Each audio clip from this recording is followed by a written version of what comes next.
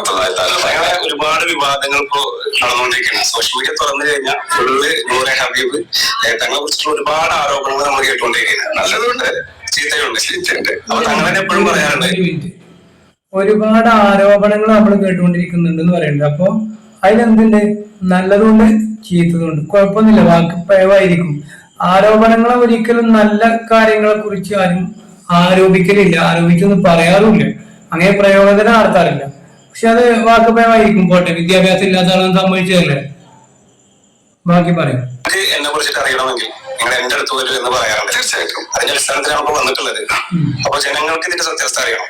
അത് തങ്ങളുടെ വായിൽ നിന്ന് കേട്ട് കഴിഞ്ഞാൽ ജനങ്ങൾക്ക് അതിന്റെ സത്യാവസ്ഥ എന്ന് പറഞ്ഞതാണ് അറിയേണ്ടവർക്ക്.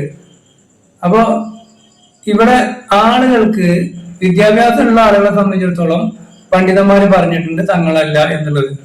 അതിന്റെ അപ്പുറത്ത് നിങ്ങൾ അവകാശം